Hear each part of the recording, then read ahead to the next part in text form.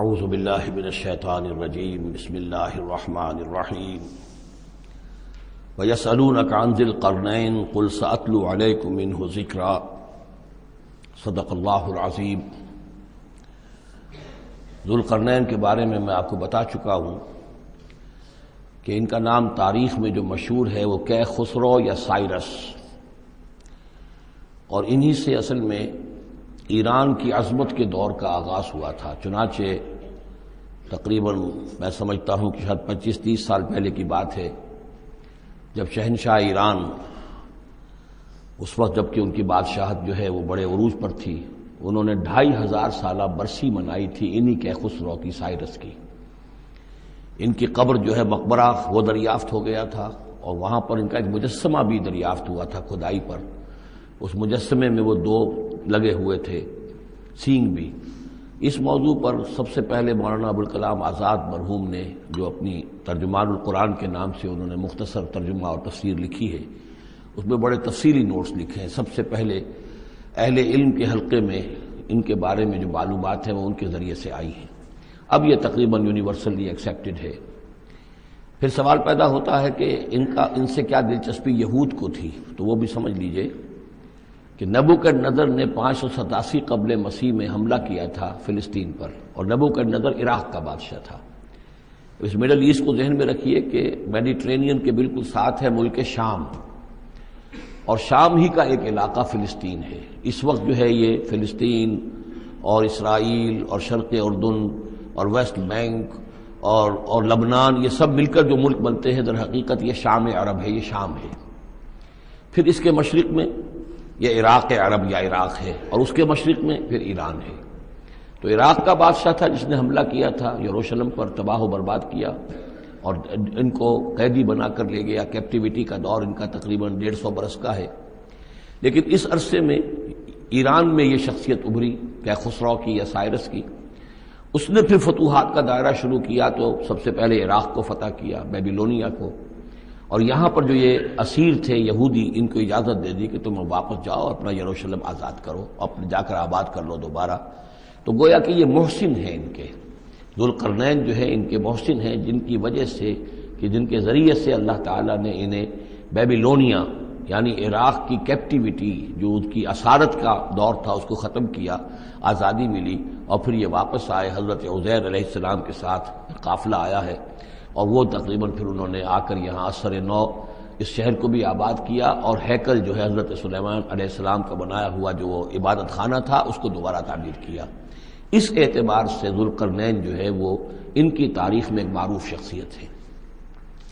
تاریخ سے معلوم ہوتا ہے کہ انہوں نے پھر ایران کی پہلی حکومت کو کنسولیڈیٹ کر کے پارس اور مادہ کو ملا کر ایک سلطنت ایران بنائی۔ پھر ان کی فتوحات کے 3 دائرے ہیں۔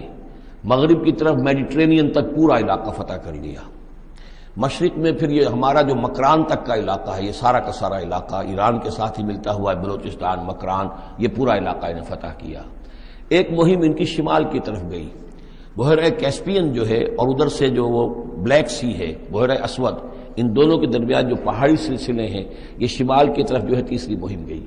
جیسے کہ حضرت عمر رضی اللہ تعالیٰ عنہ کے عہد میں بھی 3 لشکر نکلے تھے مسلمانوں کے جزیرہ نما عرب سے۔ ایک لشکر شام سے ہوتا ہوا پھر مصر کی طرف گیا ہے، ایک لشکر عراق سے ہوتا ہوا ایران کی طرف گیا ہے، اور ایک لشکر سیدھا شمال کی طرف گیا ہے، اور کوہ کاف تک جو ہے، جس کو کوکیشیا کہتے ہیں، وہاں تک کی فتوحات حاصل کی مسلمانوں نے۔ تو تقریباً یہی سمجھیے کہ ایک بلو پرنٹ تھا، جو کہ یعنی ہمارے اس دور خلافت راشدہ سے جو سمجھیے کہ لگ بھگ کوئی 2000 سال قبل جو ہے یہ واقعہ پیش آیا ہے، یا بلکہ اس سے کم، کوئی 1500 سال قبل یہ واقعہ پیش آیا ہے، اور یہ ذو القرنین جو ہے یہ یہاں پر ایک بڑی عظیم سلطنت کے بانی بنے، لیکن نیک آدمی تھے۔ اور معلوم یہ ہوتا ہے کہ یہ اصل میں جو کہانیاں ہیں، یہ ان کے داستانیں ہیں کہ ان کو قتل کیا جانا تھا۔ یہ کہیں شہزادے تھے کسی چھوٹی سی مملکت کے، اور وہاں سے ان کو کسی نے بچایا کسی طریقے سے، اور پھر یہ صحرا میں رہے روپوش، اور وہاں کسی نبی کی تعلیم سے ان کو آشنائی ہوئی ہے۔ ہو سکتا ہے کوئی اسرائیلی نبی ہی کی تعلیم ہو، یہ بھی ہو سکتا ہے کہ زرتشت جو ہیں وہ بھی کوئی اللہ کے نبی ہوں اور ان کی تعلیم ان تک پہنچی ہو، لیکن خود ان کا کردار جو قرآن پیش کر رہا ہے وہ بہت ایک نیک، مومن، صالح، ایک بندہ مومن اس کا کردار ہے۔ یہ کردار جو ہے کسی بھی درجے میں 1% بھی جو ہے وہ کسی اور دوسرے فاتح پر یا کسی اور حکمران کے اوپر جنہیں بھی ہم جانتے ہیں تاریخی اعتبار سے ان پر منطبق نہیں ہوتا، یہ انہی کی شخصیت ہے۔ وَيَسْأَلُونَكَ عَنِ ذِي الْقَرْنَيْنِ، اور اے نبی آپ سے پوچھ رہے ہیں ذوالقرنین کے بارے میں، قُلْ سَأَتْلُو عَلَيْكُم مِّنْهُ ذِكْرًا، ان سے کہیے میں عنقریب تمہیں اس کے بارے میں کچھ حالات بتاتا ہوں۔ اِنَّا مَكَّنَّا لَهُ فِي الْأَرْضِ، ہم نے اسے زمین میں بڑا تمکن عطا کیا تھا، غلبہ عطا کیا تھا، وَآتَيْنَاهُ مِن كُلِّ شَيْءٍ سَبَبًا، اور ہم نے اسے ہر طرح کا ساز و سامان، وسائل و ذرائع، تمام اسباب جو ہیں فراہم کر دیے تھے۔ فَأَتْبَعَ سَبَبًا، تو انہوں نے پھر ایک مہم تیار کی، یعنی ایک فتوحات کا دائرہ مغرب کی طرف، حتی اذا بلغ مغرب الشمس، یہاں تک کہ جب وہ سورج کے غروب ہونے کی جگہ تک پہنچ گئے۔ اب یہ پرانے زمانے میں ظاہر بات ہے کہ پورا اس سے زیادہ نقشہ تو لوگوں کو معلوم بھی نہیں تھا، جب میڈیٹرینین کے ساحل پر پہنچ گئے تو معلوم ہوا آگے تو سمندر ہے، اور سمندر میں پھر آدمی کو محسوس ہوتا ہے سورج ڈوبتا ہوا۔ اگر آپ ساحل سمندر پر کھڑے ہو کر دیکھیں تو معلوم ہوتا ہے سمندر میں سورج ڈوب رہا ہے، تو یہ گویا کہ مغرب الشمس بن گیا ان کے لیے، وہ یہ سورج کے ڈوبنے کی جگہ۔ حتی اذا بلغ مغرب الشمس، جب وہ پہنچ گئے سورج کے غروب ہونے کی جگہ، وجدها تغرب فی عین حمیۃ، تو انہوں نے دیکھا اسے ڈوبتے ہوئے، وہ ڈوب رہا ہے ایک بڑے گدلے سے سمندر کے اندر۔ وہ جو وہاں کا سمندر ہے بڑا گدلا سا ہے، یہ ایجین سی وغیرہ جو کہلاتے ہیں یہ بہت گدلے سے پانی کے ہیں۔ ووجد عندها قوما، اور وہاں انہوں نے ایک قوم کو پایا مراد یہ کہ اس قوم پر انہیں فتح ہوئی، جنگ ہوئی، انہوں نے ان کو شکست دی، اور وہ قوم گویا کہ اب ان کے رحم و کرم پر ان کی گویا کہ وہ محکوم ہو گئی۔ قلنا یا ذوالقرنین، ہم نے کہا ذوالقرنین سے، اب یا تو یہ کہ یہ شاید نبی ہوں واللہ عالم، تو اللہ تعالیٰ کا اس طریقے سے براہ راست ان کو وحی کرنا، لیکن غیر نبی کو بھی اللہ تعالیٰ الہام کے ذریعے سے، جیسا کہ ہم نے دیکھا کہ وہ تو شہد کی مکھی کو بھی لفظ وحی آیا ہے، تو یہاں آیا ہم نے کہا اے قرنین، اور یہ بھی ہو سکتا ہے یہ صورتحال کی تعبیر ہو کہ گویا کہ وہ حالات زبان حال سے یہ کہہ رہے تھے۔ قلنا یا ذوالقرنین اما ان تعذب و اما ان تتخذ فیہم حسنا، کہ یا اے ذوالقرنین تمہیں اب پورا اختیار ہے، چاہو تو یہ جو مفتوح قوم ہے تمہاری اسے تم سزا دو، عذاب دو، ستاؤ انہیں، یا یہ کہ تم ان کے اندر اچھی روش اختیار کرو، ان کے ساتھ حسن سلوک کرو۔ قال، انہوں نے کہا اما من ظلم، جو کوئی ظالم ہے، بے انصاف ہے، ہو سکتا ہے اس سے مراد کفر اور شرک بھی ہو، فسوف نعذبہ ثم یرد الی ربہ فیعذبہ عذابا نکرا، تو اسے تو ہم عذاب دیں گے، سزا دیں گے، اور پھر وہ لوٹایا جائے گا اپنے رب کی طرف، پھر اس کا رب اس کو عذاب دے گا جو اصل عذاب ہے، برا عذاب، سخت عذاب۔ واما من آمن وعمل صالحا، اور جو لوگ ایمان لائیں گے اور یقین کریں گے حقائق پر، اللہ کو مانیں گے، وعمل صالحا، اور نیک عمل کریں گے، فلہ جزاء الحسنی، تو اس کو ہم اچھا بدلہ بھی دیں گے، وسنقول لہ من امرنا یسرا، اور اس سے ہم اپنے معاملے میں بھی نرم بات کریں گے، یعنی یہ کہ ان سے ٹیکس اگر لینے ہیں تو نرمی کے ساتھ لیں گے، جو مفتوحہ ممالک کے ساتھ معاملہ ہوتا ہے تو ہم ان کے ساتھ نرمی کا سلوک کریں گے جو ایمان لے آئیں گے۔ ثم اتبع سبابا، مغرب کی طرف سے فارغ ہو کر پھر اب یہ مشرق کی طرف گئے، پھر انہوں نے ایک اور مہم کا بندوبست کیا، حتی اذا بلغ مطلع الشمس، یہاں تک کہ جب وہ سورج کے طلوع ہونے کی جگہ تک پہنچ گئے۔ اب یہ جہاں تک تاریخی طور پر ثابت ہے وہ صرف مکران کے علاقے تک، اتنی دور تک آئے ہیں، واللہ عالم، ہو سکتا ہے کہ مکران کے ساحل پر کھڑے ہو کر بھی انہیں محسوس ہوا ہو کہ بس اب یہ سورج جو ہے غروب ہو رہا ہے یا طلوع ہو رہا ہے وہاں سے، مطلع الشمس، تو وہاں جب پہنچے، وجدہا تطلع علی قوم لم نجعل لہم من دونہا سترا، تو انہوں نے پایا اس کو کہ وہ طلوع ہوتا ہے ایک ایسی قوم پر کہ جس کے لیے ہم نے آفتاب سے کوئی اوٹ نہیں رکھی ہے، یعنی یہاں کے جو قبائل تھے، گیڈروسیا وغیرہ یہ کہلاتا تھا اس زمانے کے اندر، یہ وحشی قبائل تھے، ان کو ابھی چھت بنانے کا فن نہیں آیا تھا، یعنی گھر جو ہوتے تھے وہ صرف دیواریں کھڑی ہوتی تھی، کہ جو خالی پلاٹ ہے زمین کا اس میں یہ دیوار کھڑی ہے، یہ میرا گھر ہے، تمہارا گھر ہے، لیکن گھر میں چھت وغیرہ کا بھی کوئی تصور ان کے ہاں نہیں تھا۔ ظاہر بات ہے کہ چھت ڈالنا جو ہے یہ تو ایک تمدن کے ارتقاء کے دور کی علامت ہے، تو وہ بغیر کسی سورج کے سائے کے وہ اپنی زندگی گزارتے تھے۔ کذالک، ایسا ہی ہوا وہاں بھی، یعنی جو پہلے ہوا تھا کہ یہاں بھی معاملہ وہی ہوا کہ اللہ تعالیٰ نے اختیار مطلق انہیں دیا، فتح دی، لیکن انہوں نے یہاں بھی یہی کہا کہ جو نیک لوگ ہوں گے ان کے ساتھ ہم نرمی کریں گے، اور جو شریر ہوں گے ان کو سخت سزا دیں گے۔ وقد احطنا بما لدیہ خبرا، اور ہمیں پوری طرح معلوم ہے کہ جو وہاں اس کی خبر ہوئی اور جو بھی حالات وہاں گزرے، جو ماجرا وہاں ہوا۔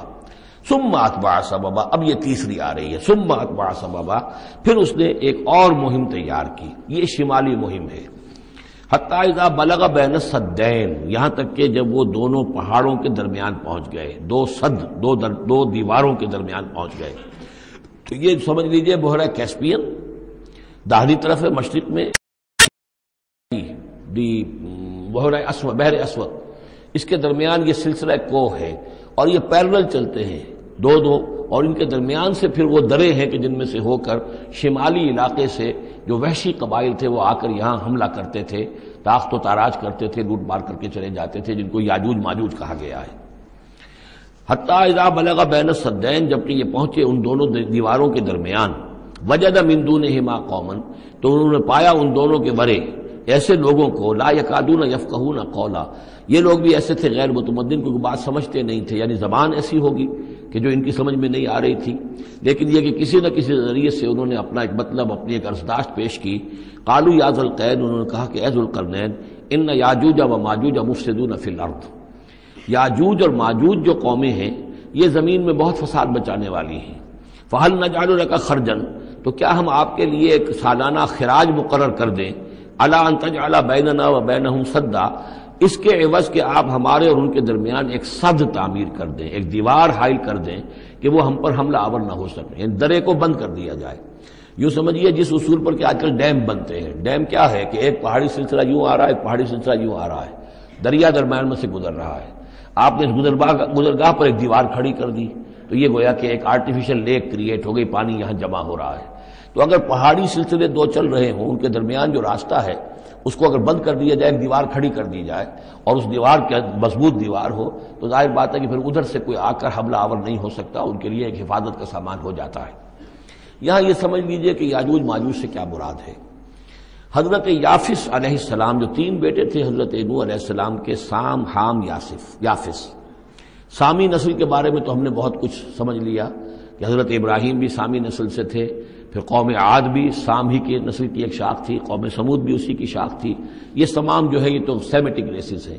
حضرت یافس کی اولاد نے یہ سینٹرل ایشین ماؤنٹینز کا جو سلسلہ ہے اس کو کراس کیا اور شمال میں چلے گئے، اور شمال میں جا کر دائیں بائیں پھیل گئے، پھر یہ میدان ہے ٹنڈرے کے میدان اور فلانے میدان اور بڑے بڑے کھلے میدان ہیں، تو گویا کہ ایشیا کو درمیان میں جو سلسلہ کوہ تقسیم کر دیتا ہے، ایک شمالی حصہ ہے، ایک اس کے جنوبی حصہ ہے، یہ شمالی میں چلے گئے اور جا کر پھر پھیلنے میں وہ مشرق کی طرف آئے تو چین اور ہند چینی تک یہ ساری قومیں جو ہے یہ یلو ریسز، یہ انہی کی نسل سے ہیں، اور مغرب میں چلے تو روس، اور روس سے ہو کر روس کے ساتھ ملتا ہوا علاقہ ہے اسکینڈینیوین کنٹریز کے ساتھ، پھر وہاں سے وہ اتر کے، اور یورپ کے بھی جو یہ مغربی ممالک ہیں، اینگلو سیکسنز جو ہیں، یہ بھی در حقیقت اسی سے اسکینڈینیوین کنٹریز سے اترے ہوئے لوگ ہیں۔ تو یوں سمجھ لیجئے کہ ویسٹرن یورپ اور ایسٹرن یورپ کا بھی خاص طور پر شمالی علاقہ، اور پورا یہ روس کا علاقہ، اور پورا صحرائے گوبی، اور پورا چین، اور وہاں تک جو ہے ہند چینی تک، یہ یافس کی نسل ہے۔ یافس کے جن بیٹوں کے نام تورات میں آئے ہیں، کئی نام ہیں، وہ کوئی ایک دو نہیں، ان میں گوگ اینڈ میگوگ بھی ہے، توبال بھی ہے، موسک بھی ہے، موسک ایک شخص کا نام ہے، اور موسکو ہو سکتا ہے کہ اسی نے آباد کیا ہو اور وہیں سے وہ نام بنا ہو۔ توبال اور بالٹک سی جو ہے اس ایریا کے اندر جو ہے بالٹک سٹیٹس، توبال ان کے ایک بیٹے کا نام تھا، یہ تورات کے اندر نام دیے گئے ہیں۔ گوگ اینڈ میگوگ، یاجوج ماجوج، یہ بھی انہی کے بیٹوں کے۔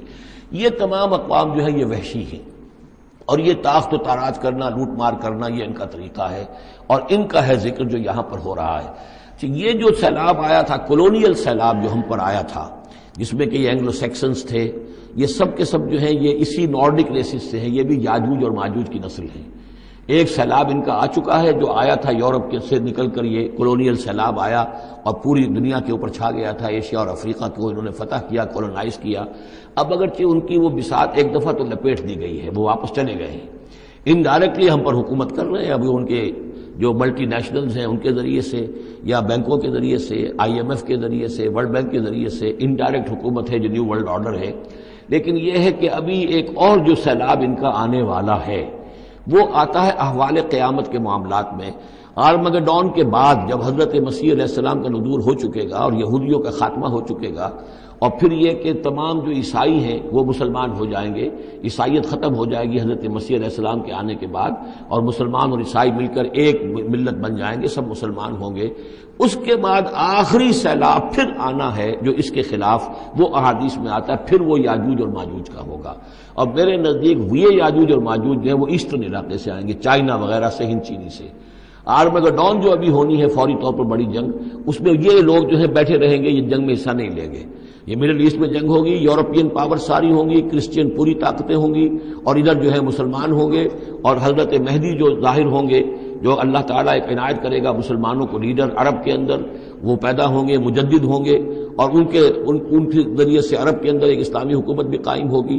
لیکن ان کے لیے مدد کے لیے خراسان کے علاقے سے فوجیں آئیں گی، مشرق سے آئیں گی، اور یہ علاقہ جو ہے وہ ہے جو ہمارے قریب ہے، اور ہم بھی اسی علاقے میں ہیں۔ اللہ تعالیٰ ہمیں توفیق دے کہ یہاں وہ ہم پہلے اس نظام میں خلافت قائم کریں، تاکہ یہاں سے پھر فوجیں جائیں اور حضرت مسیح کے ساتھ ہو کر اور حضرت مہدی کے ساتھ ہو کر عیسائیوں اور یہودیوں کے ساتھ جنگ کریں، اور بالآخر پھر یہ کہ پوری دنیا میں اسلام کا بول بالا ہوگا۔ لیکن جب یہ ہو چکے گا، اس کے بعد ایک سیلاب پھر آئے گا یاجوج اور ماجوج کا۔ تو یہ چونکہ پوری ایک سلسلہ ہے، ایک نسلیں ہیں اس کے اندر بہت سی، تو ان میں چونکہ تفسیری اعتبار سے بہت سی باتیں جو ہے مختلف آراء بھی سامنے آئیں گی، تو میں نے جو رائے میری ہے وہ آپ کے سامنے بیان کر دی ہے۔ اس وقت بھی وہ یاجوج ماجوج تھے جو ان شمالی دروں سے آ کر حملے کرتے تھے۔ قالوا یا ذا القرنین ان یاجوج و ماجوج مفسدون فی الارض، وہ جو میں نے عرض کیا ہے کہ قیامت کے قریب بھی معاملہ ہوگا، یہ سورہ انبیاء کی آیات 97-98 ہے۔ حتی اذا فتحت یاجوج و ماجوج وهم من کل حدب ینسلون واقترب الوعد الحق فاذا هی شاخصۃ ابصار الذین کفروا۔ اب زیادہ دور نہیں، ہم سورہ انبیاء بھی قریب ہی آ رہی ہے، انشاءاللہ وہاں اس کو ہم پڑھیں گے۔ تو دو جگہ قرآن مجید میں یاجوج اور ماجوج کا ذکر ہے، ایک یہ جو قریب قیامت میں ان کا جو ظہور ہونے والا ہے، ایک اس وقت کا معاملہ یہ چھوٹا سا تھا کہ جو ذوالقرنین کے سامنے آیا ہے۔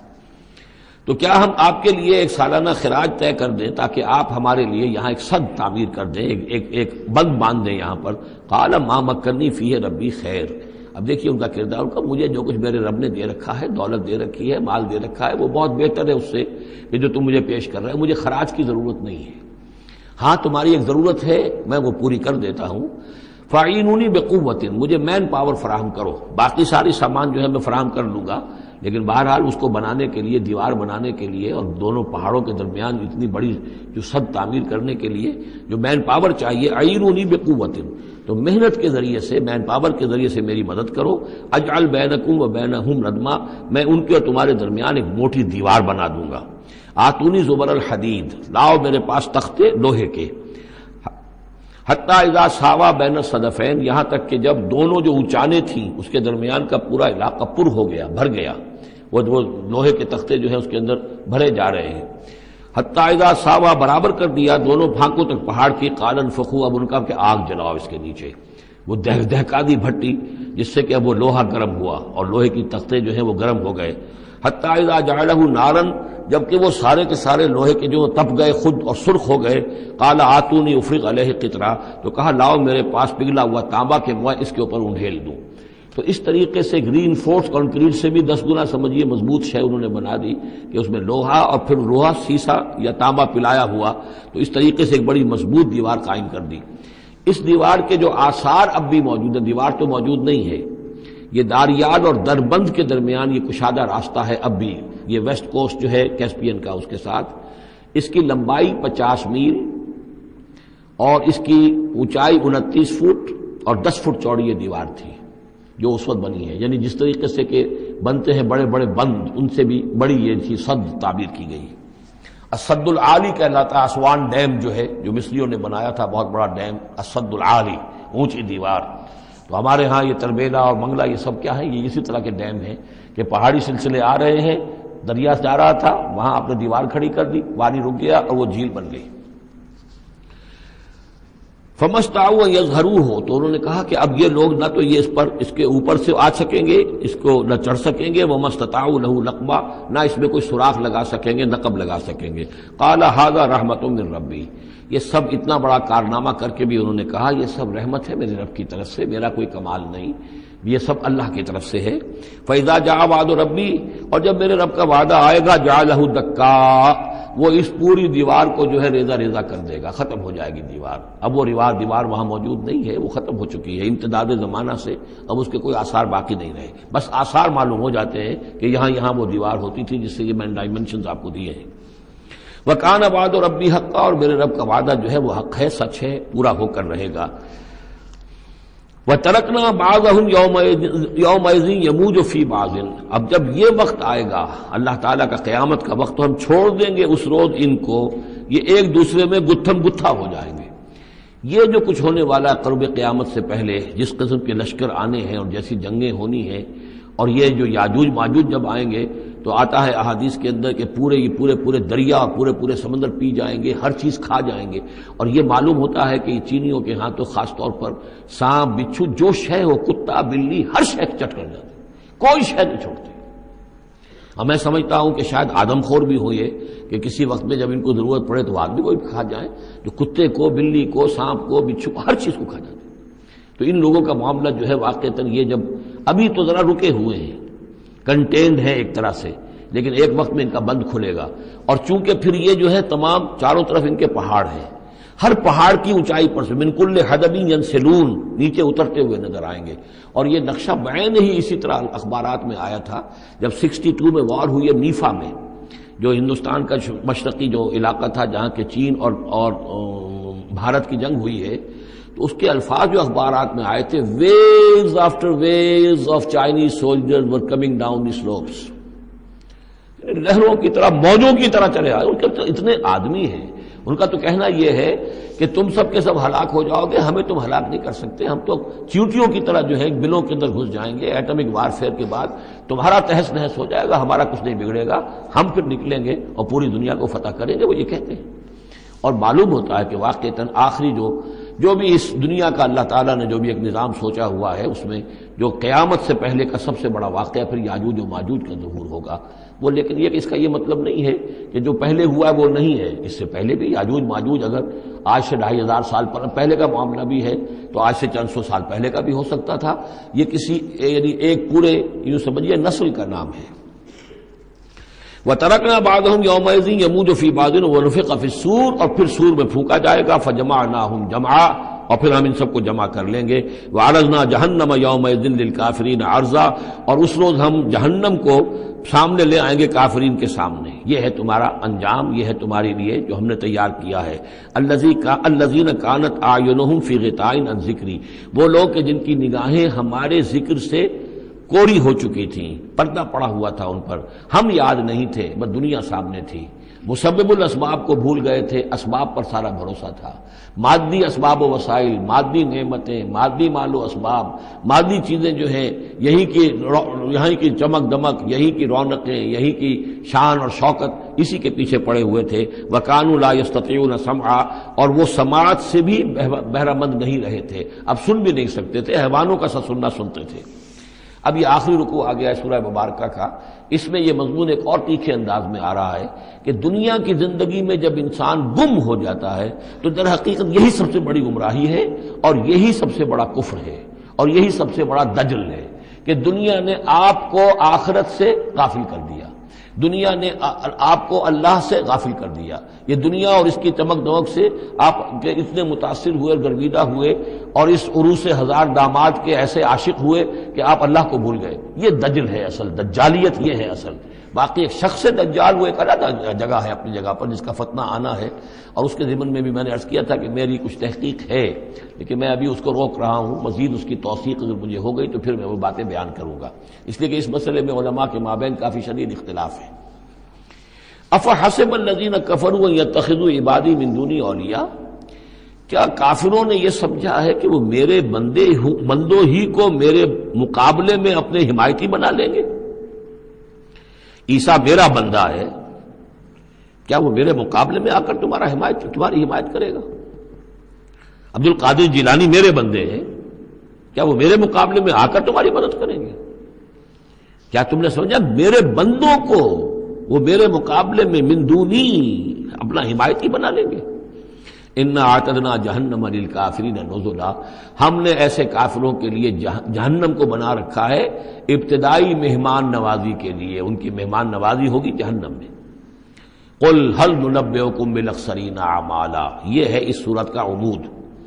جو میں نے کہا تھا کہ پہلے رکوع کے اندر انا جعلنا ما علی الارض زینۃ لہا لنبلوہم ایہم احسن عملا، یہ سمجھیے کہ ایک کھونٹا تو وہاں گڑا ہوا ہے. دوسرا کھونٹا یہ ہے قل هل ننبئکم بالاخسرین اعمالا، کہیے ان سے کیا ہم تمہیں بتائیں اپنے عمل، اپنی محنت، اپنی جد و جہد، بھاگ دوڑ، اپنی سعی جو ہے اس کے اعتبار سے سب سے زیادہ گھاٹے میں کون ہے؟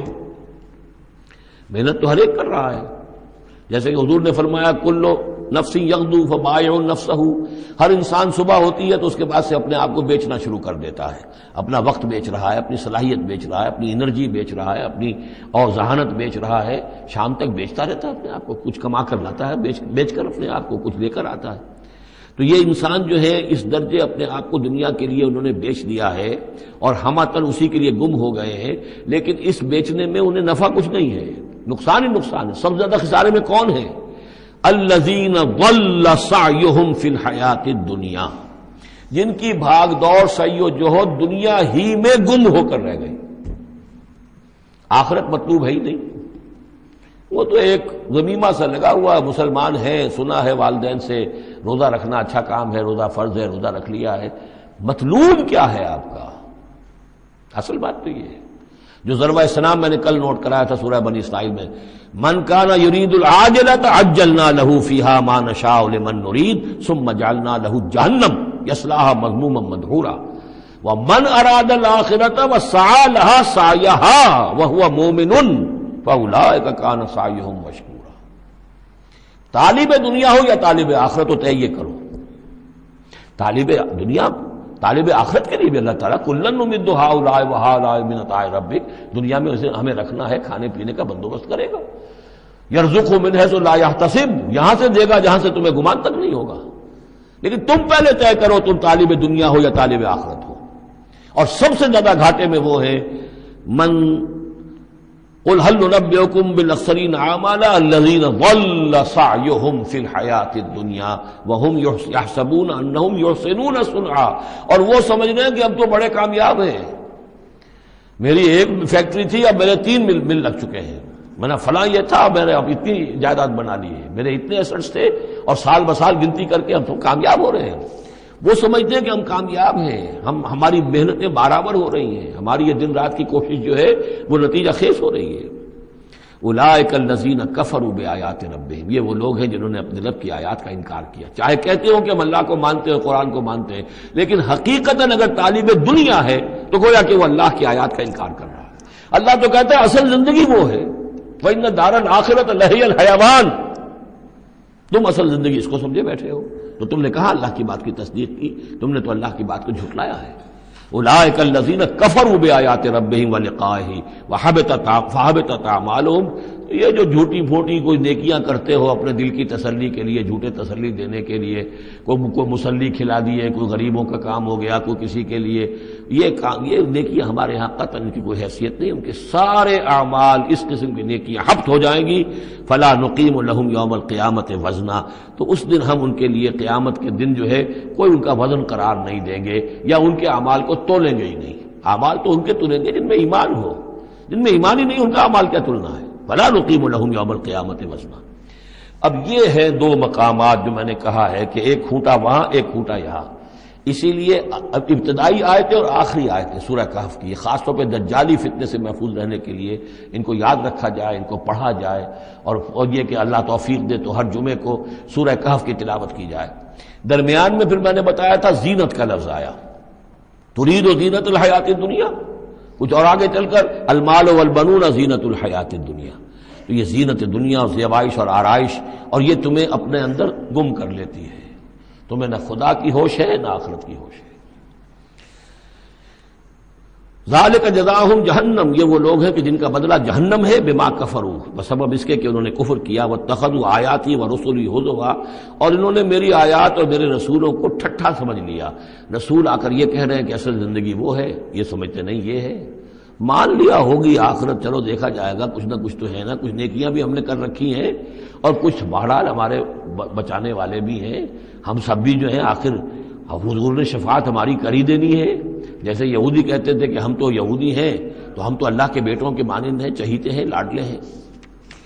اب وہ آخری حصہ ان الذین آمنوا، جب ان کفار کی کیفیت یہ ہے، اور کفار سے مراد یہاں پر وہ منکر نہیں ہے، وہ کفار ہیں جو حقیقت کے اعتبار سے طالب دنیا بن گیا، چاہے اس نے لیبل اسلام کا لگا رکھا ہو، مسلمانوں کا وہ بہت بڑا لیڈر ہو، قائد ہو، کچھ بھی ہو، جو طالب دنیا ہے فی الواقع وہ ہے در حقیقت کی جو اصل کافر ہے. جس کو کہ ایک بزرگ کا قول جو ہے بہت عرصے بعد مجھے یاد آیا ہے کہ جو دم غافل سو دم کافر. اسی طرح جو شخص طالب دنیا ہے حقیقت میں وہ کافر ہے. قانوناً وہ مسلمان ہوگا، مسلمان ہو، مسلمانوں کا لیڈر ہو، وہ پیر ہو، وہ کوئی بڑا عالم ہو، کچھ بھی ہو، لیکن طالب دنیا، اصل طالب دنیا کا ہے یا آخرت کا، یہ طے کرنے والی بات ہے. ان الذین آمنوا وعملوا الصالحات کانت لہم جنات الفردوس نزلا. اس کے برعکس وہ لوگ جو ایمان لائے اور جنہوں نے نیک عمل کیے، ایمان کے سارے تقاضوں کو بھرپور طور پہ ادا کیا، یہ وہ لوگ ہوں گے جن کے لیے ٹھنڈی چھاؤں والے باغات ہوں گے. ان کے وہاں پر مہمان نوازی نزل ہوگی، نزل ابتدائی. بڑی اونچی جو ہے اس کائنات کے اندر گیلیکسیز ہیں، کہاں کہاں پہ جنتیں ملیں گی، اہل جنت کو اس کا آپ تصور بھی نہیں کر سکتے.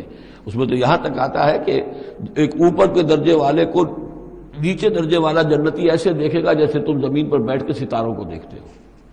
یہ پوری کائنات آخر کس لیے بنائی ہوئی اللہ نے؟ کتنے اور سیارے ہیں اور کتنی اور جگہیں ہوں گی، کہاں کہاں اللہ تعالیٰ جو ہے جنتیں دے گا، لیکن پہلی نزول جو ہے یہی ہونا ہے، اسی زمین پر. قصہ زمین برسر زمین. خالدین فیہا، اس میں وہ ہمیشہ ہمیش رہیں گے. لا یبغون عنہا حولا، اور ان کے لیے اور پھر وہ نہیں چاہیں گے کہ اس سے ان کو کہیں اور بھیج دیا جائے. یعنی یہ کہ جنت ایسی جگہ نہیں ہے جہاں جی اکتا جائے. آپ دنیا میں تو اچھی سے اچھی جگہ کا تصور کریں، مستقل رہنا پڑے گا طبیعت اکتا جائے گی. کشمیر میں جو رہتے ہیں ان سے پوچھئے کہ کیا وہاں خوبصورتی انہیں تو نظر نہیں آتی. سوئٹزرلینڈ والوں سے پوچھئے کہ یہاں کی بہت خوبصورتی ہے، انہیں تو کہیں نظر نہیں آتی. ان کے لیے تو مصیبت ہی مصیبت ہے، ہر وقت برف کے طوفان ہیں اور یہ ہے اور وہ ہے. لیکن یہ کہ ہمارے لیے تصور اور ہے. بدترین جگہ بھی دنیا کے اندر جو ہے وہ ایسی ہے کہ جہاں تھوڑی دیر کے لیے آدمی جائے گا تو وہاں اسے کچھ چینج کی وجہ سے کچھ ریکریشن ہو جائے گی، لیکن زیادہ دیر ٹھہرنا پڑے گا تو مصیبت ہو جائے گی. اور بہترین جگہ بھی وہ ہے کہ جہاں مستقل رہنا پڑا تو پھر یہ کہ وہ اس کے لیے بور ہو جائے گا وہ. لیکن جنت ایسی جگہ ہے کہ وہاں سے پھر آدمی کہیں ٹلنا نہیں چاہے گا. دو آخری وہ آیات، اب یہ پھر توحید کے دو بہت بڑے خزانے. قل لو كان البحر مدادا لكلمات ربي لنفد البحر قبل ان تنفد كلمات ربي ولو جئنا بمثله مددا. سورہ بنی اسرائیل کی آیت میں اللہ کے اسماء کا ذکر تھا. قل ادعوا الله عبد الرحمن ايما تدعوا فله الاسماء الحسنى. یہاں اللہ کے کلمات کا ذکر ہے، اور کلمات سے مراد کیا ہے؟ اللہ کی ہر شے جو اس نے پیدا کی ہے اس کے ایک کلمہ کن کا ظہور ہے. کل مخلوقات اس کے کلمات ہیں. تو کیا کوئی انسان ہے جو اللہ کی جملہ مخلوقات کا احاطہ کر سکے؟ اگر اس زمین کے سارے درخت اگر اس زمین کا پورا سمندر جو ہے وہ سیاہی بن جائے اپنے رب کے کلمات کو لکھنے کے لیے، سمندر ختم ہو جائے گا لیکن اللہ کے کلمات ختم نہیں ہوں گے، چاہے اتنی ہی اور بھی اس کے لیے سمندر لے آئیں سیاہی بنا کر. ایک اور جگہ بھی مضمون یہ آیا ہے کہ تمام زمین کے جتنے بھی درخت ہیں وہ قلم بنا لیے جائیں، اور جتنے سمندر ہیں اور ان کو 7 گنا سمندر بنا دیا جائے، اور وہ تمام قلم جو ہے لکھنے لگے اللہ کے کلمات کو نہیں لکھ سکتے. وہ سمندر ختم ہو جائیں گے، سیاہی ختم ہو جائے گی، اقلام ختم ہو جائیں گے. وَلَوْ أَنَّ مَا فِي الْأَرْضِ شَجَرٌ وَأَقْلَامٌ، یہ الفاظ آئیں گے انشاءاللہ تعالی. قُل لَّوْ كَانَ الْبَحْرُ مِدَادًا لِّكَلِمَاتِ رَبِّي لَنَفِدَ الْبَحْرُ قَبْلَ أَن تَنفَدَ كَلِمَاتُ رَبِّي وَلَوْ جِئْنَا بِمِثْلِهِ مَدَدًا. اور آخری آیت وہاں اللہ تعالیٰ کی شان. قُلِ الْحَمْدُ لِلَّهِ الَّذِي لَمْ يَتَّخِذْ وَلَدًا وَلَمْ يَكُن لَّهُ شَرِيكٌ فِي الْمُلْكِ وَلَمْ يَكُن لَّهُ وَلِيٌّ مِّنَ الذُّلِّ وَكَبِّرْهُ تَكْبِيرًا. اب شکل کیا ہوتی ہے شرک میں؟ یا تو اللہ کو اوپر سے اتار کر نیچے لے آتے ہیں، انسانوں کی صف میں مخلوقات کی صف میں کھڑا کر دیا، یا انسانوں میں سے کسی کو اٹھا کر اور خدا کے برابر کر دیا. وہاں اس کی نفی ہے، اللہ کا بلند مقام. یہاں انسانوں کو کہیں خدا کے برابر شریک نہ کر دو، تو یہاں فرمایا قل انما انا بشر مثلکم، اے نبی کہہ دیجئے میں بھی تمہاری طرح کا ایک انسان ہوں. یوحا الی انما الہکم الہ واحد، مجھ پر وحی کی جا رہی ہے کہ تمہارا الہ ایک الہ ہے، اکیلا ہے. فمن کان یرجو لقاء ربہ، تو دیکھو جو کوئی بھی اپنے رب سے ملاقات کا امیدوار ہو، فلیعمل عملا صالحا، اسے عمل کرنے چاہیے نیک، ولا یشرک بعبادت ربہ احدا، اور اپنے رب کی عبادت میں کسی کو شریک نہیں کرنا چاہیے۔ عبادت خالص اللہ کی ہو، توحید عملی، لا تعبدوا الا ایاہ، قضى ربک الا تعبدوا الا ایاہ وبالوالدین احسانا۔ یہ کہ جیسے حضرت مسیح کو خدا بنا دیا یا فرشتوں کو خدا کی بیٹیاں بنا دیا، یا جیسے ہمارے ہاں بھی میں نے آپ کو وہ شعر سنایا تھا، وہی جو مستوی عرش تھا خدا ہو کر اتر پڑا وہ مدینے میں مصطفیٰ ہو کر، اب محمد الرسول اللہ صلی اللہ علیہ وسلم کو خدا بنا دیا، یا یہ کہ حضرت علی کو خدا بنا دیا۔ ہر چند علی کی ذات نہیں ہے خدا کی ذات، لیکن نہیں ہے ذات خدا سے جدا علی۔ اور غالب صاحب کہتے ہیں کہ مشغول حق ہوں بندگی ابو تراب میں، میں جب حضرت ابو تراب حضرت علی کی بندگی کرتا ہوں تو میں گویا کہ در حقیقت اللہ کی بندگی کر رہا ہوں۔ اور یہاں آغا خانیوں میں جو ہے 10 اوتار ہیں حضرت علی، 9 اوتار ہندوؤں کے پہلے تھے، 10ویں اوتار حضرت علی ہیں، تو یہی کچھ ہوتا ہے۔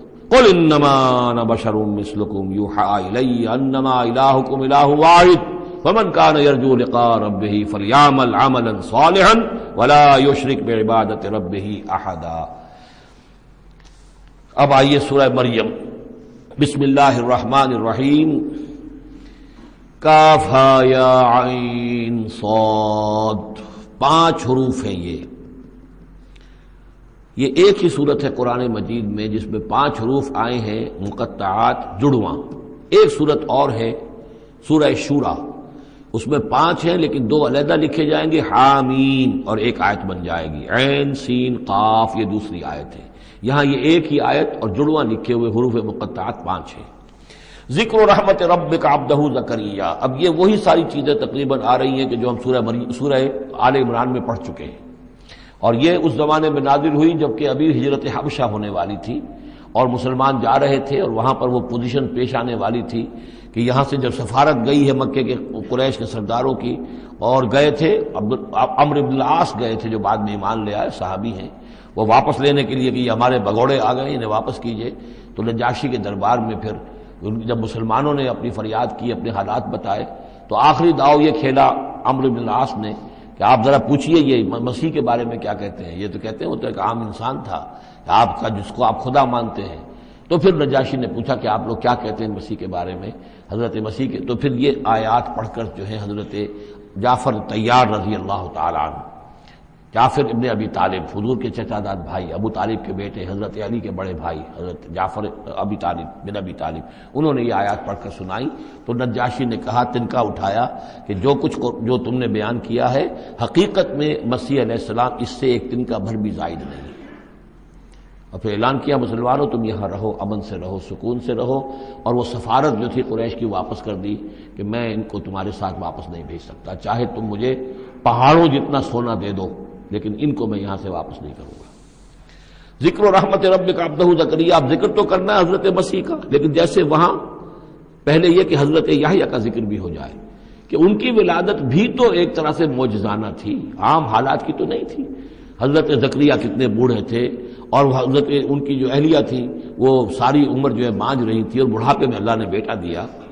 یہ ذکر ہے آپ کے رب کی رحمت کا جو اس کے بندے زکریا پر ہوئی، علی نبینا علیہ الصلوۃ والسلام، اذ نادى ربہ نداء خفیا، جبکہ انہوں نے پکارا اپنے رب کو، دعا کی چپکے چپکے دل ہی دل میں، قال رب انی وہن العظم منی، انہوں نے عرض کیا پروردگار میری ہڈیاں چٹک گئی ہیں، کمزور ہو گئی ہیں، واشتعل الراس شیبا، اور میرا سر جو ہے وہ بھڑک اٹھا ہے سفیدی سے، یعنی سفید ہو گیا ہے بالکل، سیاہ بال کوئی رہے ہی نہیں، ولم اکن بدعائک رب شقیا، اور پروردگار کبھی ایسا نہیں ہوا کہ میں نے تجھ سے کوئی دعا مانگی ہو اور میں نامراد رہا ہوں۔ آج بڑی ہمت کر کے میں ایک دعا کر رہا ہوں جو عام حالات کے اعتبار سے تو پھر بڑی غیر معمولی دعا ہے، عام حالات دیکھیں، دنیاوی مسائل کو دیکھیں، وَإِنِّي خِفْتُ الْمَوَالِيَ مِن وَرَائِي، اور مجھے اندیشہ ہے اپنے بھائی بندوں سے، رشتہ داروں سے میرے بعد، یعنی یہ کہ اس ہیکل سلیمانی کی خدمت کرنے والا مجھے کوئی مناسب آدمی نظر نہیں آ رہا کہ جو اس میری گدی پر بیٹھ سکے، میرے اس منصب کو سنبھال سکے۔ انی خفت الموالی من ورائی وکانت امراتی عاقرا، اور میری بیوی بانجھ ہے، فہب لی من لدنک ولیا، تو مجھے خاص اپنے پاس سے کوئی ولی عطا کر۔ اب یہاں ولی کا لفظ کہا، کوئی میرا ساتھی ہو، کوئی ایسا ہو کہ جو میری ان چیزوں کا یرثنی و یرث من آل یعقوب، جو میری وراثت جو ہے روحانی وراثت اور دینی وراثت اس کو سنبھال سکے، اور میری کیا ہے یہ آل یعقوب کی وراثت ہے جو حضرت یعقوب علیہ السلام سے چلی آ رہی ہے، اس کا صحیح وارث بن سکے۔ وجعلہ رب رضیہ، اور پروردگار اسے تو بنائیو۔ رضی جو ہے یہ فعیل کے وزن پر ہے، راضی اور مرضی دونوں کے معنی میں آ جائے گا، وہ کہ جو راضی ہو اور جس کو راضی کر دیا گیا ہو۔ رضی اللہ عنہم ورضوا عنہ، وہ دونوں پہلو جو ہیں رضی کے اندر آ جائیں گے۔ انہیں جب اب یہ بشارت مل رہی، یا زکریا انا نبشرک بغلام اسمہ یحییٰ، اے زکریا ہم بشارت دیتے ہیں آپ کو ایک بیٹے کی، ایک لڑکے کی جن کا نام یحییٰ ہوگا۔ لم نجعل لہ من قبل سمیہ، ہم نے اس کا سا نام اس سے پہلے کسی کا نہیں رکھا، یا اس کی سی صفات اس سے پہلے کسی میں پیدا نہیں کی۔ یہ دونوں معنی ہو سکتے ہیں اس کے۔ قال رب انا یکون لی غلام، انہوں نے وہی بات عرض کی جو ہم پڑھ چکے ہیں پہلے کہ پروردگار میرے ہاں بیٹا کیسے ہو جائے گا؟ وکانت امراتی عاقرا، میری بیوی بانجھ ہے، وقد بلغت من الکبر عتیہ، اور میں بوڑھا ہو گیا ہوں، سوکھ چکا ہوں، میرے سارے جو سوتے ہیں حیات کے وہ میرے اندر خشک ہو چکے ہیں۔ قال کذالک، کہا ایسے ہی ہوگا۔ قال ربک هو علی حی، تیرے پروردگار کا فرمانا یہ ہے کہ یہ مجھ پر آسان ہے۔ وقد خلقتک من قبل ولم تک شیئا، تجھے بھی تو ہم نے پیدا کیا اس سے پہلے جبکہ تو کچھ بھی نہیں تھا۔ قال رب اجعل لی آیا، انہوں نے کہا کہ پروردگار پھر میرے لیے کوئی نشانی مقرر ہو جائے۔ قال آیتک الا تکلم الناس ثلاث لیال سویا، کہا کہ نشانی یہ ہوگی تمہارے لیے کہ اب تم 3 دن تک متواتر، 3 راتوں تک متواتر گفتگو نہیں کر سکو گے لوگوں سے۔ وہاں سورہ آل عمران میں تھا ثلاثۃ ایام الا رمزا، 3 دن تک بات نہیں کر سکو گے مگر صرف اشاروں کے ناموں سے، یعنی اللہ تعالیٰ نے ان کی گویائی سلب کر لی۔ فخرج علی قومہ من المحراب، پھر وہ نکلے اپنے اس حجرے سے جہاں وہ یہ سارا راز و نیاز ہو رہا تھا، عبادت ہو رہی تھی، دعا ہو رہی تھی، مناجات ہو رہی تھی۔ فاوحی الیہم، اپنی قوم پر آ کر انہوں نے وحی کے ذریعے سے کہا، وحی اشارہ کرنا، وحی کے جو لفظی معنی ہے عربی زبان میں الاعلام بالسرعہ والخفا، کسی کو کوئی بات اشارے سے اور خاموشی سے بتا دینا، دوسروں کو پتہ نہ چلے، یہ وحی ہے۔ تو وحی جو آتی ہے اللہ تعالیٰ کی طرف سے، وہ پھر اس کی مختلف شکلیں ہیں، وہ ہم پڑھ چکے ہیں یا پڑھیں گے انشاءاللہ سورہ شورى کے اندر، ویسے تعارف قرآن کے ضمن میں اس کا تذکرہ آ چکا ہے۔ تو اللہ تعالیٰ کی طرف سے وحی۔ اوحا الیہم، انہوں نے اشارے سے کہا، بات تو کر نہیں سکتے تھے، ان سبحوا بکرۃ وعشیا، کہ یہ خاص وقت ہے، اس میں اللہ کا ایک خاص فیصلہ ہو رہا ہے، لہذا ذرا صبح و شام تم اللہ کی تسبیح و تحمید حضرت سے کرو۔ یا یحییٰ، اب عادت ہو گئی حضرت یحییٰ کی، اور وہ مخاطب ہے۔ یا یحییٰ خذ الکتاب بقوۃ، یحییٰ کتاب کو مضبوطی سے تھام لو۔ ظاہر بات ہے کہ تورات موجود تھی، زبور موجود تھی، اور نبیوں کے صحیفے موجود تھے۔ وآتیناہ الحکم صبیا، اور ہم نے حکمت اور دانائی اسے بچپن ہی میں عطا کر دی، بچپن ہی میں اللہ تعالیٰ نے انہیں، کیوں سمجھیے کہ یہ دونوں شخصیتیں جو کنٹمپریریز ہیں، حضرت مسیح اور حضرت یحییٰ، جان دی بیپٹسٹ اور جیزس آف نظرت، یہ دونوں جو ہے غیر معمولی شخصیتیں ہیں، عام لوگوں کی طرح کے نہیں ہیں۔ انبیاء اور رسل کے اندر بھی ان کی قسم کے اوصاف جو ہیں آپ کو اور نہیں ملیں گے۔ تو فرمایا کہ ان کو بچپن ہی میں ہم نے حکمت عطا کر دی۔ وحنانا من لدنا، اور سوز و گداز، ہم سے محبت، اور محبت بھی سوز و گداز والی، ان کی طبیعت کے اندر رقت، سوز و گداز۔ حنانا من لدنا وزکا، اور ہم نے ستھرائی، پاکیزگی، پاکی ان کی گھٹی کے اندر گھول گھول کر ڈال دی۔ وکان تقیہ، اور بہت ہی متقی تھے۔ وبرم بوالدیہ، اور اپنے والدوں کے ساتھ بہت حسن سلوک کرنے والے، ادب کرنے والے۔ ولم یکن جبارا عصیا، نہ وہ خود سر تھے اور نہ سخت تھے، بلکہ یہ کہ شاید یہ اس قسم کی کوئی باتیں غالباً کہیں انجیل وغیرہ میں آ گئی ہوں گی جس کی نفی کے لیے یہ الفاظ یہاں آ رہے ہیں۔ اس لیے کہ حضرت مسیح کے بارے میں تو انجیل میں کچھ الفاظ ہیں کہ حضرت مریم کو انہوں نے استحقار کے ساتھ خطاب کیا، وہ عورت، اس طرح کے الفاظ۔ تو قرآن نے کہا کہ نہیں، وہ ایسا نہیں تھا، وہ اپنی والدہ کے ساتھ اس طرح کی جو ہے گستاخی کے ساتھ پیش آنے والا نہیں تھا۔ شاید ایسی کوئی بات میرے ذہن میں نہیں ہے۔ وَسَلَامٌ عَلَيْهِ يَوْمَ وُلِدَ، اور سلام اس پر جس دن کہ اس کی ولادت ہوئی، وَيَوْمَ يَمُوتُ، اور جس دن کہ وہ مرے، وَيَوْمَ يُبْعَثُ حَيًّا، اور جس دن کہ وہ اٹھایا جائے دوبارہ زندہ کر کے۔ اب یہ تو قصہ ہو گیا حضرت زکریا اور حضرت یحییٰ کا۔ وَاذْكُرْ فِي الْكِتَابِ مریم، اب ذکر کیجئے اس کتاب میں، قرآن میں، مریم کا، سلام علیہا اذ انتبذت من اہلہا مکانا شرقیہ، جبکہ انہوں نے اپنے آپ کو اپنے لوگوں سے ایک شرقی گوشے کے اندر مقید کر لیا. کوئی اعتکاف کی شکل جیسے ہوتی ہے، کوئی پردہ لگا دیا ہوگا کہ ہیکل کے مشرقی گوشے کے اندر کہیں انہوں نے عبادت کے لیے یا کوئی خاص اسی طرح کے معاملے کے لیے لوگوں سے علیحدہ ہو کر فاتخذت من دونہم حجابا، ان سے انہوں نے پردہ تان لیا اور لوگوں سے علیحدہ ہو کر، باقی لوگ جو تھے ان سے علیحدہ ہو کر وہ گویا خلوت کا ایک سامان ہو گیا.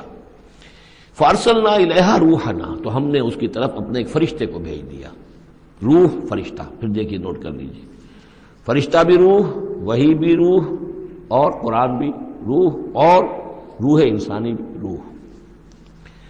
فارسلنا الیہا روحنا فتمثل لها بشرا سویا، تو اس نے صورت اختیار کر لی ان کے سامنے ایک مکمل انسان کی. قالت انی اعوذ بالرحمن منک ان کنت تقیا. اب حضرت مریم سلام علیہا ایک دم دہشت زدہ ہو گئی.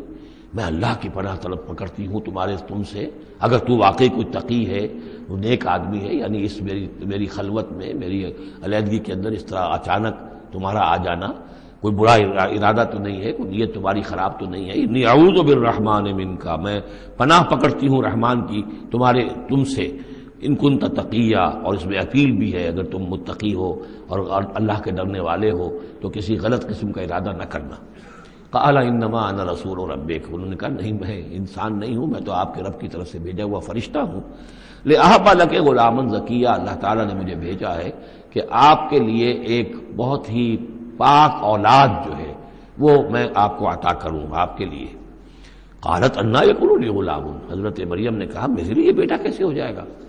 ولم یمسسنی بشر، مجھے کسی مرد نے آج تک چھوا تک نہیں ہے. ولم اکو بغیہ، اور نہ میں کوئی آبرو باختہ عورت ہوں، میں کوئی اس طرح کی آوارہ عورت نہیں ہوں، نہ کسی مرد سے میرا کوئی معاملہ ہوا ہے. قال کذالک قال ربک هو علی حی، ایسے ہی ہوگا بغیر کسی مرد کے اس کے تعلق کے اور بغیر کسی اور اس طرح کے معاملے کے اولاد آپ کے ہاں ہوگی، بیٹا ہوگا. قال ربک هو علی حی، آپ کا رب فرماتا ہے کہ مجھ پر بڑا آسان ہے، میرے لیے کوئی بھاری بات نہیں ہے. وَلِنَجْعَلَهُ آیَةً لِلنَّاسِ، اور اس کو تو ہم بنانا چاہتے ہیں لوگوں کے لیے ایک نشانی. حضرت عیسیٰ کی ولادت معجزانہ، رفع سماوی معجزانہ، پھر بڑے بڑے معجزے جو ہیں، تو اس اعتبار سے واقعہ یہ ہے کہ ان کی شخصیت بہت ہی ایک یعنی غیر معمولی اور بہت ممیز شخصیت ہے. وَرَحْمَةً مِنَّا، انہیں ہم ذریعہ بنانا چاہتے ہیں اپنی رحمت کا. وَكَانَ أَمْرًا مَقْضِيًّا، اور یہ تو وہ کام ہے، یہ فیصلہ وہ ہے، كَانَ أَمْرًا مَقْضِيًّا، یہ طے شدہ ہے، اللہ کی طرف سے اس کا فیصلہ ہو چکا ہے. فَحَمَلَتْهُ، تو انہیں اس کا حمل ٹھہر گیا. فَانْتَبَذَتْ بِهِ مَكَانًا قَصِيًّا، تو اب وہ اسے لے کر دور جگہ چلی گئی. یہ ہے بیت اللحم جو 8 میل کے فاصلے پر تھا اس ہیکل سلیمانی سے.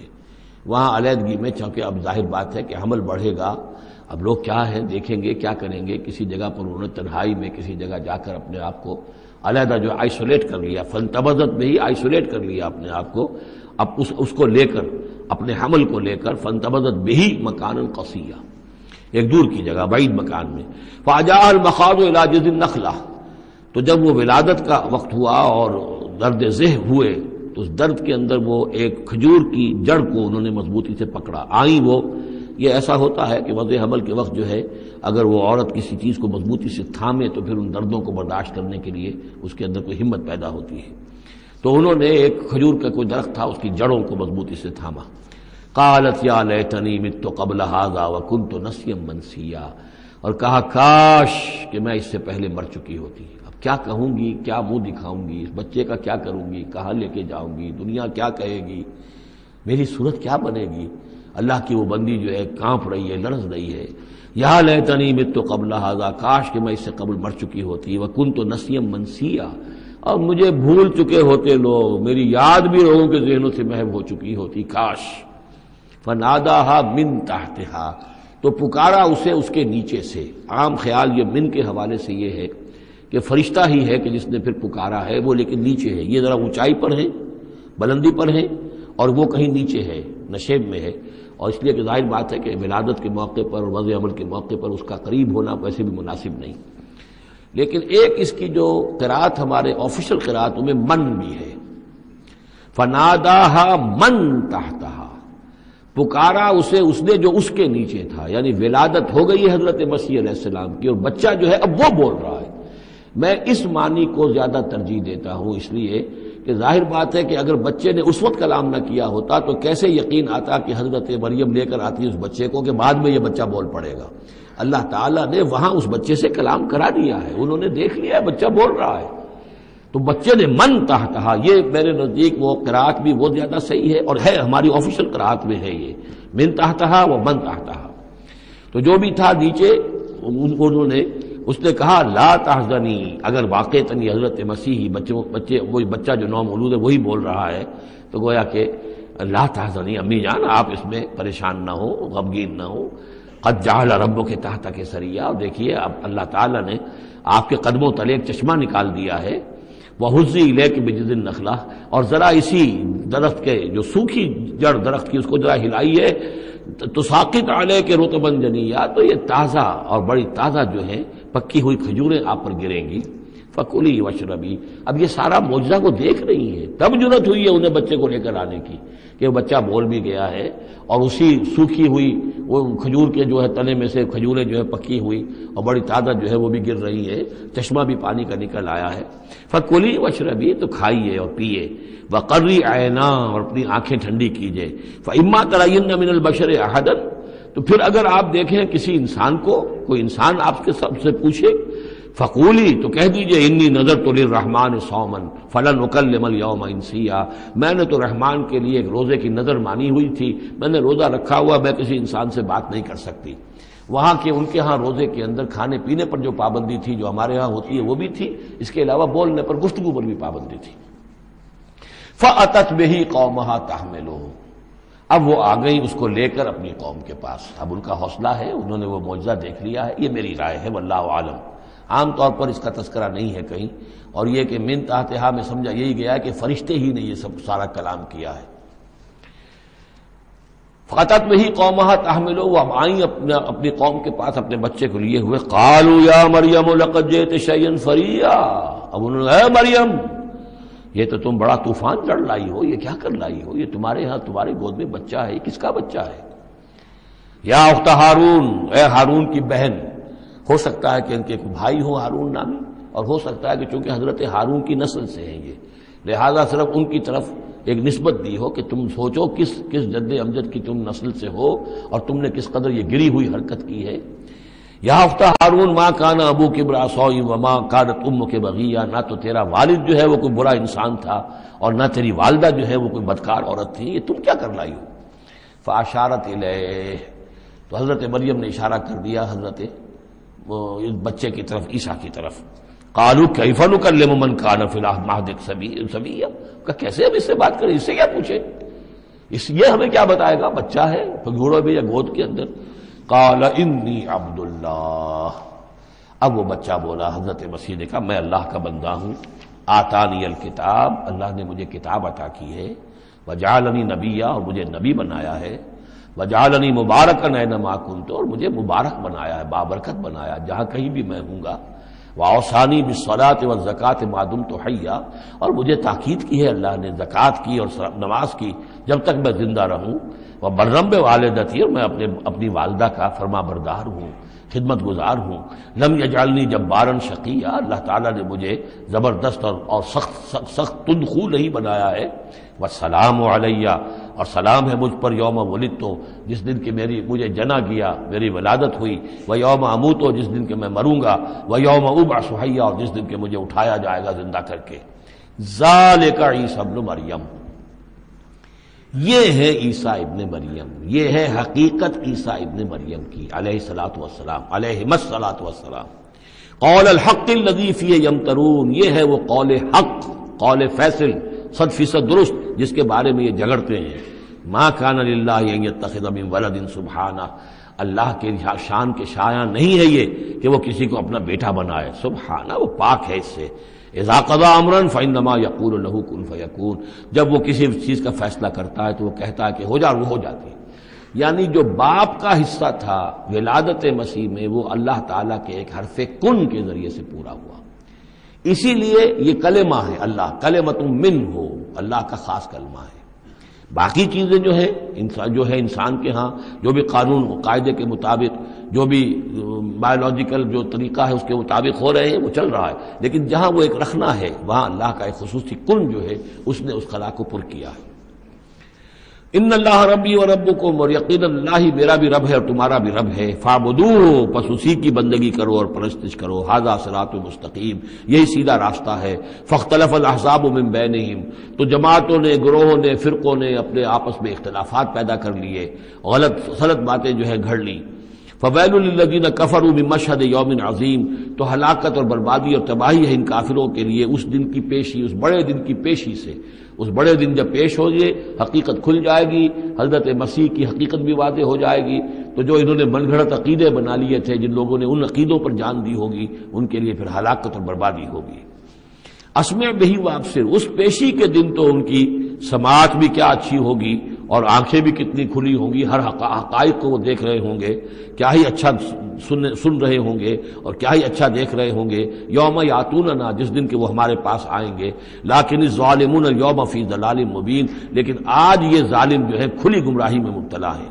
وانذرہم یوم الحسرۃ اذ قضی الامر، اور اے نبی ان کو خبردار کر دیجیے اس یوم الحسرت سے، وہ جو یوم قیامت ہے، حسرت کا دن ہے وہ، جس دن کے فیصلے کر دیے جائیں گے۔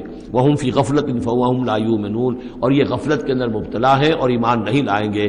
انا نحن نرث الارض ومن علیہا، ہم ہی یقیناً وارث ہوں گے زمین کے، سب ختم ہو جائیں گے، زمین اور اس کا سب کچھ جو کچھ ہے مال، اس کی وراثت ہمیں منتقل ہو جائے گی۔ وإلینا یرجعون، اور ہماری ہی طرف یہ لوٹائے جائیں گے۔ وَاذْكُرْ فِي الْكِتَابِ ابراہیم، اور ذرا تذکرہ کیجئے اس کتاب میں ابراہیم کا بھی۔ انہ کان صدیقا نبیا، یقیناً وہ صدیق نبی تھے، اس کی اصل حقیقت پر کل گفتگو ہوگی۔ اذ قال لابیہ، یاد کرو جب کہ انہوں نے کہا اپنے والد سے، یا ابت، ابا جان، لما تعبد ما لا يسمع ولا يبصر، کیوں آپ پوچھتے ہیں، بندگی کرتے ہیں ایسی چیزوں کی جو نہ سن سکتے ہیں نہ دیکھ سکتے ہیں، ولا یغنی عنک شیئا، نہ آپ سے کسی چیز کو دور کر سکتے ہیں کہ آپ کے کچھ کام آ سکتے ہیں۔ یا ابت، ابا جان، یہ بہترین مقام ہے قرآن مجید کا کہ کوئی داعی، کوئی مبلغ، کوئی حق کی طرف بلانے والا اپنے بڑے کو، کسی بزرگ کو اگر بلا رہا ہو تو کس انداز میں بلائے گا؟ ظاہر بات ہے کہ اس کا ادب ملحوظ رکھتے ہوئے، یا ابت، یا ابت، ابا جان، ابا جان، اس انداز میں، لٹ مارنے کے انداز میں نہیں۔ یا ابت انی قد جاءنی من العلم ما لم یاتک، ابا جان میرے پاس وہ علم آیا ہے جو آپ کے پاس نہیں آیا تھا، میرے پاس وہی آئی ہے، اللہ نے مجھے حقائق سے واقف کیا ہے۔ فإما یأتینکم منی ھدی، میرے پاس وہ ہدایت آئی ہے، فاتبعنی، پس میری پیروی کیجئے، میرے پیچھے چلیے، میرا کہنا مانیے، اہدک صراطا سویا، میں آپ کو دکھاؤں گا سیدھا راستہ، رہنمائی کروں گا آپ کی سیدھی راستے کی طرف۔ یا ابت، ابا جان، لا تعبد الشیطان، دیکھیے شیطان کی بندگی نہ کیجئے، ان الشیطان کان للرحمن عصیا، یقیناً یہ شیطان جو ہے وہ رحمان کا باغی تھا، نافرمان تھا، اس نے سرکشی کی تھی۔ یا ابت انی اخاف ان یمسک عذاب من الرحمن، ابا جان مجھے بڑا اندیشہ ہے کہ آپ کو رحمان کی طرف سے کوئی عذاب آپ پر نہ آ جائے، آپ پکڑے آپ کو رحمان کی طرف سے کوئی عذاب۔ فتکون للشیطان ولیا، تو پھر آپ شیطان ہی کے ساتھی بن کر رہ جائیں۔ قال راغب انت عن آلہتی یا ابراہیم، کہاں یہ لجاجت ہے، کہاں یہ استدعاء کا انداز ہے، کہاں یہ فرعونی انداز میں کہا ہے باپ نے، اے ابراہیم کیا تم میرے آلہہ سے، میرے معبودوں سے کنارہ کشی کر رہے ہو؟ راغب انت عن آلہتی یا ابراہیم لئن لم تنتہی، اگر تم باز نہ آئے، لارجمنک، میں تمہیں رجم کر دوں گا، ہلاک کر دوں گا، سنسار کر دوں گا، واہجرنی ملیہ، اور فوراً تو ذرا میری نگاہوں سے دور ہو جاؤ، میں تمہاری اس بات کو برداشت نہیں کر سکتا، فوراً میری نگاہوں سے دور ہو جاؤ، کچھ دیر کے لیے تو میری نگاہوں سے چلے جاؤ۔ قال سلام علیک، انہوں نے کہا سلام، ساستغفر لک ربی، میں اپنے رب سے آپ کے لیے استغفار کرتا رہوں گا، انہ کان بی حفیہ، وہ مجھ پر بڑا مہربان ہے، واعتزلکم وما تدعون من دون اللہ، اور میں کنارہ کشی کرتا ہوں آپ سے بھی اور ان تمام معبودوں کو جن کو آپ پوج رہے ہیں اللہ کے سوا۔ وادعو ربی، میں تو اپنے رب کو پکاروں گا، اسی سے دعا کروں گا، عسى اللہ اکون بدعاء ربی شقیا، اور مجھے یقین ہے کہ میں اپنے رب کو پکار کر اس سے دعا کر کے نامراد نہیں رہوں گا۔ فلما اعتزلہم، جب ابراہیم نے ان سے کنارہ کشی کر لی، وما یعبدون من دون اللہ، اور ان سب سے بھی کنارہ کشی کر لی جن کو پوچھ رہے تھے اللہ کے سوا. وَهَبْنَا لَهُ اسحاق وَيَعْقُوب، تو ہم نے اسے اسحاق جیسا بیٹا، یعقوب جیسا پوتا عطا کیا. وَكُلًّا جَعَلْنَا نَبِيًّا، اور ان دونوں کو بھی ہم نے نبوت سے سرفراز فرمایا. وَوَهَبْنَا لَهُم مِّن رَحْمَتِنَا، اور ان کو ہم نے خاص اپنی رحمت سے فضل سے عطا فرمایا. وَجَعَلْنَا لَهُمْ لِسَانَ صِدْقٍ عَلِيًّا، اور ان کے لیے ہم نے اعلیٰ تذکرہ اور اعلیٰ شہرت جو ہے دنیا کے اندر باقی رکھی. رفعنا لک ذکرک کی طرح حضرت ابراہیم علیہ السلام اور ان کی آل کا بھی دنیا کے اندر بول بالا رہا. بارک اللہ لی ولکم فی القرآن العظیم ونفعنی وإیاکم بالآیات والذکر الحکیم.